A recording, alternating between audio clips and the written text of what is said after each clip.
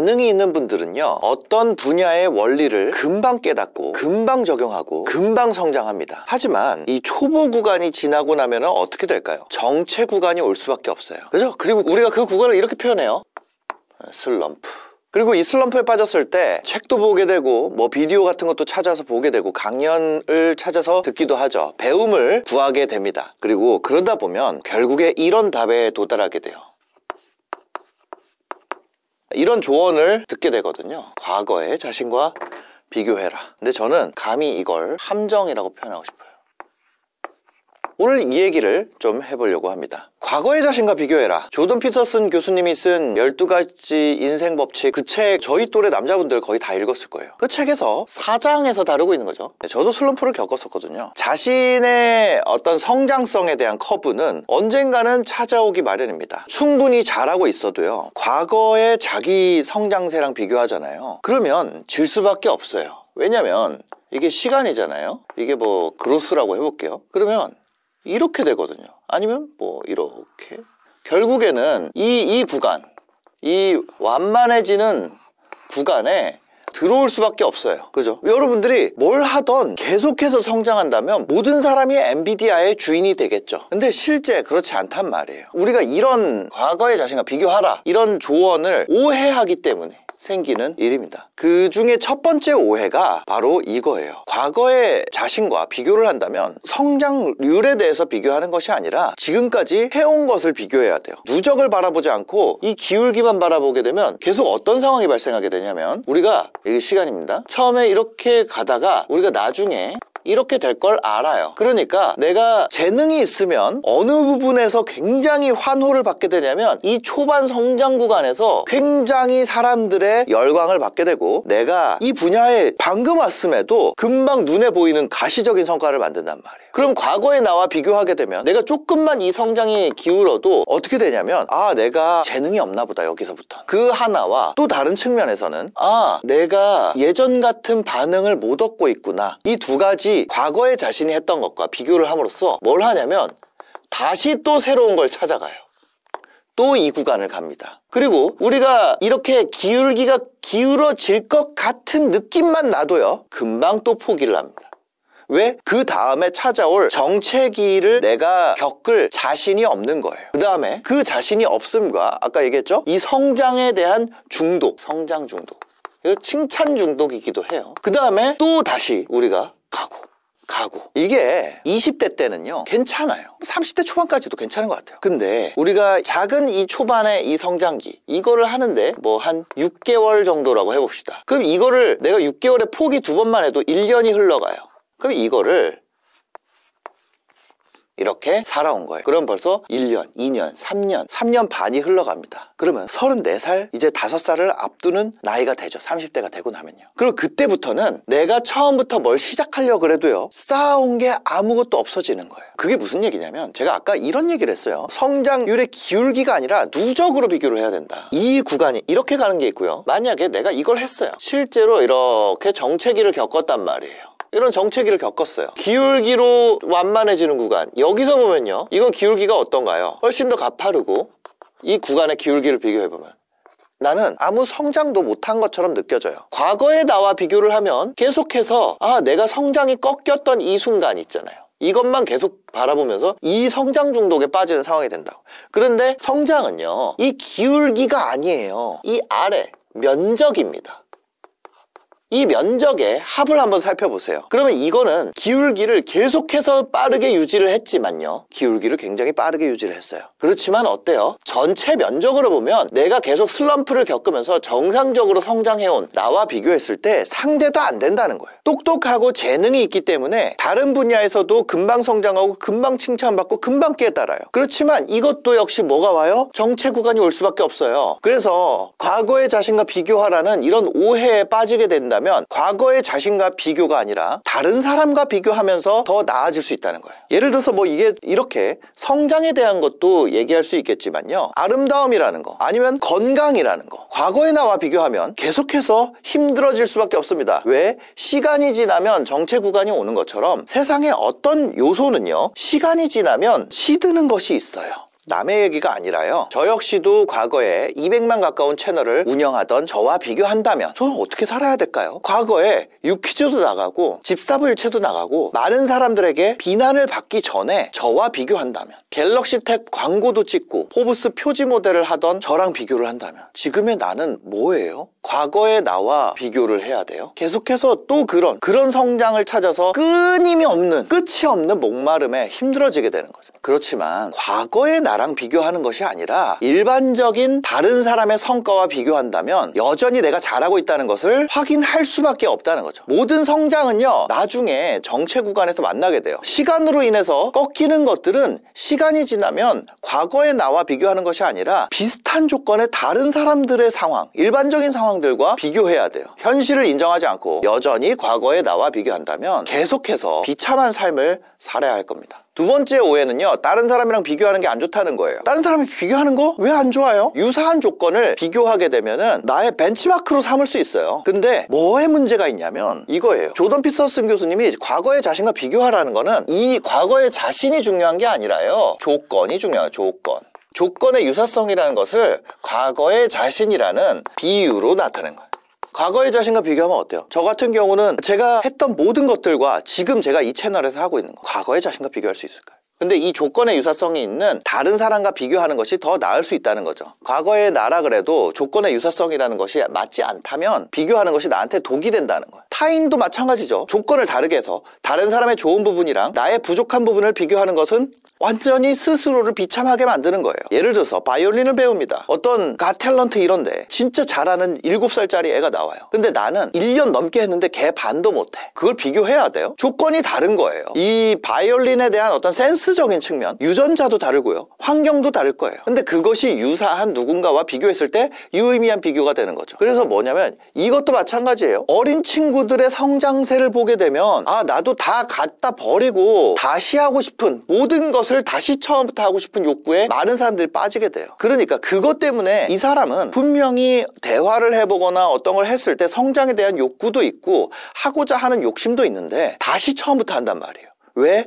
그 초반의 성장세, 남의 좋은 것과 나의 가장 지겨운 것, 아니면 나의 안 좋은 거를 비교하게 돼요. 그거, 조건의 유사성과 다른 사람의 장점과 나의 단점을 비교하는 나의 지겨운 점, 그거를 하지 말라는 것을 또 비유적으로 담고 있는 것이 과거의 자신과 비교하라는 이 책에서 주는 메시지라는 거예요. 그러니까 재능이 있는 사람들이 불행해지는 이유가 이런 거예요. 시작과 성장이 특별했기 때문에 자기가 맡게 되는 이 정체 있잖아요. 모든 사람이 겪는 건데 모든 사람이 겪는 이 정체가 특별하다고 생각해. 왜? 나의 초반 성장이 특별했으니까. 그러니까 다른 사람들도, 지금 이렇게 올라오는 친구들도 결국에는 정체를 겪을 것이라는 생각을 못하고 정체에 대해서 굉장히 훨씬 더 고통스럽게 생각한다고요. 왜? 나에 대해서 교만한 거야. 나는 항상 박수 받아야 돼. 나는 항상 인정받아왔어. 그러면은 뭐예요? 나를 특별하게 생각했잖아요. 그러니까 이 정체도 나한테만 오는 일로 생각하는 거예요. 뒤에서 쫓아오는 애들이 겪는 게 아니라 나만 겪는 거라고 생각하는 거예요. 다 겪어요.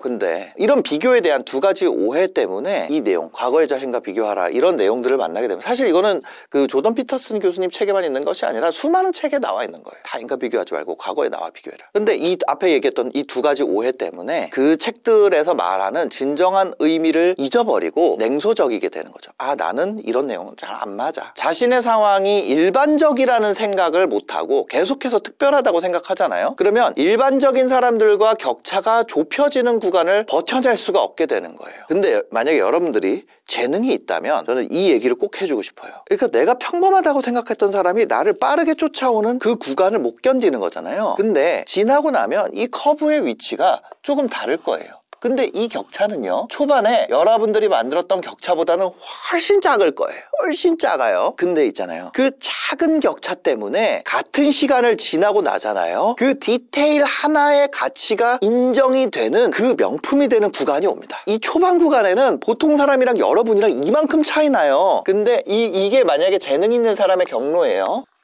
이게 보통 사람의 경로를 제가 흰색으로 표시를 해볼게요. 예를 들어서 이렇게 올라와서 이렇게 올라온다고 해볼게요. 그러면 이만큼 격차, 최대 이만큼 격차 나던 것이 이렇게 붙는다고요. 그러면 이 정체 구간에서 재능 있는 사람들이 고통받는 영역은 바로 이 영역, 여기 이렇게 좁아지는 이 영역이에요. 이걸 어떻게 버티냐고. 내가 이렇게 살아왔는데 지금까지. 근데 제가 얘기하고 싶은 건 이걸 계속 가잖아요. 그럼 이 작은 크기, 예전에 절대값에 비해서는 1, 2밖에 안 되는 그 크기, 그것 때문에 여러분들이 명품이 되는 구간이 옵니다. 가성비가 아니라 그 공산품에서 명품으로 바뀌는 구간, 아주 작은 차이조차도 인정받는 구간. 여러분들이 100m 달리기를 한다고 해보세요. 선수들은 100분의 1초를 다투는 거예요. 근데 실제 우리 삶에서 100분의 1초가 의미가 있어요? 아니에요. 그 구간에 들어간 사람들끼리만 의미가 있는 거예요. 거기까지 가야지 다시 여러분의 재능과 똑똑함과 그 빛났던 그 순간이 지속적인 빛을 발하는 순간으로 바뀌게 된다는 거예요. 그래서 이 두 가지 오해에서 벗어난다면 여러분들이 다른 사람과 비교하지 말고 자기 자신과 비교하세요. 이 말을 더 정확하게 자기 사고방식에 적용할 수 있다는 거죠. 이 말의 핵심 가치는 어디에 있다? 조건의 유사성.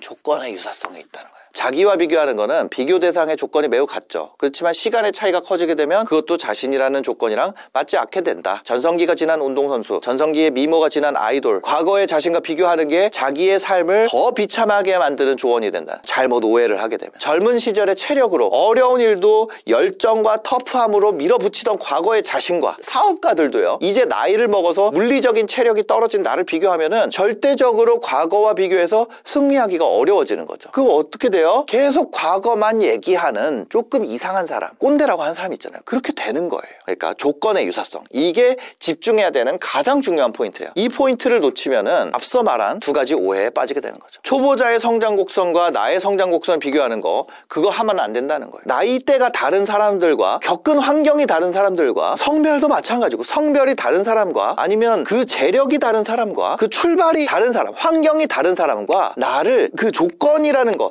환경이라는 걸 무시하고 비교하게 되면 계속해서 고통스러운 상황에 빠질 수가 있다는 거죠. 나이도 마찬가지고, 엄령도 마찬가지고, 뭐 자금력이나 주변 상황 다 마찬가지예요. 특히 우리 뇌가 어떻게 만들어져 있냐면, 동일본 대학의 나카노 노부코 교수라는 분이 계신데, 이분의 책이 한국어로 번역 출판이 됐어요. 뇌과학의 쓸모라고 현대지성 출판사에서 작년에 나온 책인데, 이분이 프랑스 국립연구소, 거기에서 고자장 MRI 연구센터 뭐 이런 데서 박사연구원으로 근무했다는 거예요. 그리고 지금 현재는 동일본 대학 교수님인데, 이분이 쓴 책에 이런 내용이 나와 있습니다. 인간은요, 타인과 비교를 통해서 행복을 느끼는 특성이 있다는 거예요. 그러니까 자기의 특성을 반해서 뭔가를 유지하려고 그러는 거는 굉장히 어려운 일이에요. 과거에 내가 못해왔으면 과거에 나랑 비교하는 게 의미가 있는데, 과거에 내가 잘했던 사람은 과거에 나랑 비교하는 게 고통스럽기만 하고 억지로 인간의 본연의 습성을 거스를 필요가 없다는 거예요. 어차피 그렇다면 최대한 나와 조건이 같은 대상과 비교하는 것, 어차피 타인과 상대적으로 내가 행복을 느끼는 존재라면 인간이, 그게 훨씬 더 나은 선택이 된다는 거죠. 조던 피터슨 교수님이 얘기했던 비교 대상의 조건의 유사성, 이거는 진짜 엄청난 아이디어예요. 이 과거의 자신이라는 단어가 담고 있는 함의는 그런 거라는 거죠. 타인과 비교하더라도 경쟁자의 유사성이 이것이 확보되면은 굉장히 놀라운 현상이 일어납니다. 영국의 육상 선수가 있어요. 이거 들어본 분도 있을 텐데, 로저 베니스터라는 육상 선수에 대한 일화를 들어본 분들이 있을 거예요. 타인과의 비교가 집단의 성장에도 영향을 잘 보여주는, 그런 영향력을 잘 보여주는 역사적 일화가 있습니다. 그 베니스터라는 선수가 1954년에 인류 역사상 최초로 1마일이 약 1600m거든요. 그걸 4분 이내에 주파해가지고 당시 인간으로서는 불가능하다, 이렇게 여겨지던 기록의 벽을 깼습니다. 흥미로운 거는 베니스터가 4분 벽을 깼잖아요. 그 다음부터 다른 육상 선수들도 속속 4분의 벽을 돌파했다는 거예요. 실제로 4분 장벽이 깨지기 전까지는 9년 동안 4분의 이거를 깰 수가 없다, 인간은 4분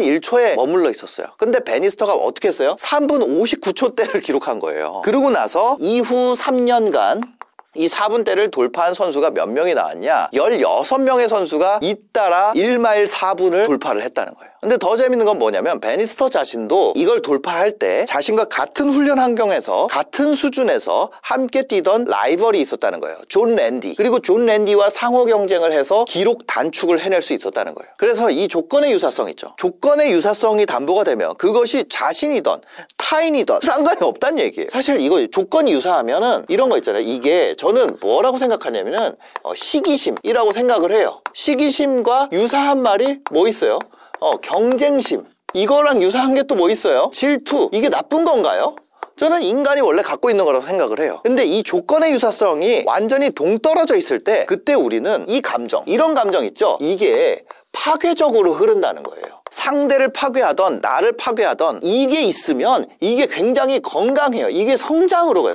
성장형 질투나 경쟁심이나 시기심으로 가는데 이게 조건의 유사성이 완전히 벗어나게 되잖아요. 그럼 파괴적이 된다는 거예요. 과거는 고정되어 있으니까 어떻게 돼요? 저 옛날에 막 포브스 표지도 하고 이랬어요. 저 유퀴즈에서 유재석이랑 사진도 찍고 그랬어요. 지상파 방송사에서 진행자로 오라고 얘기했었어요. 근데 과거는 어때요? 무너뜨릴 수 있어요? 없잖아요. 과거는 고정돼 있잖아요. 그러면 현재의 나에게 굉장히 파괴적이 되는 거예요. 반대로 어떤 사람이 잘 나가잖아요. 조건이 너무 달라. 그 사람을 끌어내리고 싶은 마음이 생기는 거예요. 근데 조건이 유사해요. 나랑 비슷비슷해. 아니면 나보다 좀 못해. 왜 부동산이 폭등을 했었어요? 같이 일하던 친구가 나랑 조건이 같다고 생각했는데 얘가 갑자기 집이 뭐 3억 4억씩 올랐대. 나 연봉 4천인데 10년을 앞서 나간 거야. 뭐예요? 아, 조건이 비슷한 애가 해냈구나. 나도 해야겠다. 나도. 이게 긍정적인 건 아니라 제가 얘기한 건 조건의 유사성이 갖춰지게 되면 이 마음이 시기심, 경쟁심, 질투가 나쁜 마음이 아니라는 거예요. 이거를 벗어나라. 벗어날 수 있는 사람도 있죠. 근데 인간은 그렇지가 않다. 내가 하게 쓸모 그 책에 보면 어떻게 돼 있다고요? 타인과 비교. 그거를 할 수밖에 없게 인간이 만들어져 있다는 거예요. SNS가 발달했죠. SNS 발달하면서 다른 사람, 타인의 조건에 아름다운 면, 잘하는 면만 편집해서 보여주게 됐고 자신의 조건과 같은 사람이 세상에 아무도 없는 것처럼 느끼게 만들었어요. 나만 이렇게 사는구나. 그러니까 파괴적인 성향을 띠게 된 거죠. 코로나로 인해서 우리가 온라인에서만 비교하는 거예요. 계속해서 오프라인에서 3명 이상 모이면 어떻게 돼요? 너 모임 위반했지? 그 사람 너 어디 갔었지? 이거 전 국민한테 다 까발리는 그런 상황을 겪었었잖아요. 그러다 보니까 편집되지 않은 오프라인에서의 조건의 유사성을 찾기가 어려운 상황이 돼버린 거예요. 그러니까 어떻게 돼요? 우리 무슨 조용한 퇴사 막 이런 거 있잖아요. 그러니까 근로의욕의 상실. 나의 조건과 맞는 사람이 있어야지 이 건강한 시기심, 경쟁심, 질투심 이것이 성장형으로 오는데 우리가 어쩔 수 없이 겪었잖아요. 그러다 보니까 그런 상황이 온 것 같아요. 2030들 뭐 이제 일 안 해요? 안 하지. 그래봤자 어차피 내가 생각한 조건에 어떤 그런 게 나오지 않는데. 온라인은 그래요. 저는 작년까지 그 우울증, 슬럼프, 그 다음에 만성적인 술, 담배 그런 것에 의지하는 행동, 게임 중독, 쇼핑 중독 나락에 갔었기 때문에 일을 하고도 그것 때문에 입금을 못 받아서 입금 받으려고 소송을 하기도 하고 조급한 마음에 투자 실패를 겪기도 했습니다. 근데 그 과정을 내가 올렸냐고요? 안 올리잖아요. 지금은 어느 정도 극복을 했기 때문에 올리는 거예요. 그걸 이겨내기 위해서 운동을 했고 온라인에서는 저는 요즘 운동해요. 힘든 거를 잊기 위해. 이 정도만 얘기하는 거죠. 그러다 보니까 조건이 맞는 사람이 없는 거예요. 사람을 만나고 이야기를 듣고 그러면서 나랑 같은 조건의 사람을 찾으세요. 나와 조건이 다른 타인이든 아니면 과거의 나, 이거는 조건이 너무 먼 대상과 비교한다면 현재의 나를 무너뜨리거나 아니면 그 비교의 대상을 무너뜨리거나 아니면 그거를 내가 만약 못 갈 것 같으면 우리 신포도의 예시 있잖아요. 그거는 의미가 없어. 이렇게 소리치게 된다는. 과거에 내가 했던 모든 것이 의미가 없다고 끌어내리려는, 과거의 나를 끌어내리려는 마음이 작동하게 되더라고요. 저는 그 나락 갔을 때 제가 갖고 있던 뭐 상패, 임명장, 골드 버튼, 실버 버튼 이런 거 전부 다 가져다가 폐기하라 그랬어요. 그런 의미가 없다고 직원들한테 그렇게 했죠. 조건의 유사성이라는 건 그런 거예요. 같은 조건의 대상이 슬럼프에서 일어나는 것을 찾아내는 것이 나의 움직임을 만들어내는 원동력이 됩니다. 거창한 것이 아니라 나보다 조건이 안 좋은 사람이 뚫고 올라가는 것을 보는 것이 건강한 시기심, 경쟁심, 질투심이 돼요. 유튜브 할 때도 마찬가지, 인스타 할 때도 마찬가지예요. 내가 지금 시작하면 나와 같은 조건에서 잘하고 있는 것을 찾아야 돼요. 그렇지 않은 거를 보고 부러워만 하다가는 대상을 끌어내리고 싶은 마음 아니면 자괴감 이런 게 여러분을 잡아먹어버릴지도 모릅니다. 그리고 현실 세계에는 생각보다 좋은 사람들이 많아요. 제가 폐기하라고 했던, 제가 받았던 상패, 임명장 그리고 골드 버튼, 실버 버튼들은 지금 사라지지 않고 있어요. 제가 폐기하라고 했던 거를 저희 직원들이 버리지 않고 제 눈에서만 숨겨서 제가 회복할 때까지 잘 보관하고 있었기 때문이에요. 많은 사람들이 지금도 댓글을 답니다. 아니 그렇게 됐는데 왜 다시 하냐고, 염치가 없냐고. 물론 돈도 벌려고 하는 거예요. 그렇지만 저는 과거의 자신과 비교, 과거에 잘 되던 시절과의 비교를 이제 단절하고 지금 주원규의 조건에서 해나가는 증거가 되고 싶은 거죠. 유튜버들 실제로 만나보잖아요. 그러면 극단적으로 친절한 모습을 보입니다. 극단적으로 친절해요. 이런 구조적인 요인 때문에 이 시기심, 경쟁심, 질투심 이런 것들이 건강할 수 있는데 좋은 면만 올리니까, 이것이 조건이 마치 좋은 것처럼 계속 올리니까, 조건이 나는 특별한 것처럼 계속 올리니까 이것이 늘어나는 건데, 그리고 자기가 무너질까 봐 아니면 과거의 나의 영광을 잊지 못해서 진짜 다방면의 정서적인 고통을 겪고 있어요. 그 유튜버들을 만나보면요, 많은 조회수 기반의 성과를 올리는 친구들이, 그래서 한텀 지난 유튜버, 인플루언서가 어떻게 해나가는지, 그런 조건에서도 해나가는 사람이 있다는 것을 보여주고 싶은 마음이 있습니다. 그리고 제가 해왔던 방식을 이제 다른 사람들한테 알려주면서 보람, 물론 돈도 벌지만요, 어떤 사람이 뭔가를 하는데 딱 한 가지 이유만 있는 건 아니에요. 여러분들이 인터뷰를 할 기회가 있을지 모르겠지만 인터뷰를 하면 한 가지 답을 해야 됩니다. 근데 유튜브는 좋은 게 뭐예요? 그냥 주절주절 다방면에서 얘기를 할 수 있잖아요. 특히 이런 롱폼은요. 그래서 지금은 제가 해왔던 방식, 어떻게 해왔고, 어떻게 돈이라면 돈을 벌어왔고, 어떻게 채널 키워왔고, 이런 방식을 알려주는 거를 하고 있어요. 만약에 제가 해왔던 방식을 여러분들도 그 성취를 한번 만나보고 싶다면 제가 해온 방식, 그 다음에 그거를 어떻게 알려드리고 있는지를 고정 댓글에 영상을 남겨두도록 하겠습니다. 한번 도전해보고자 하는 분들에게 도움이 됐으면 좋겠습니다. 지금 가서 확인해보세요.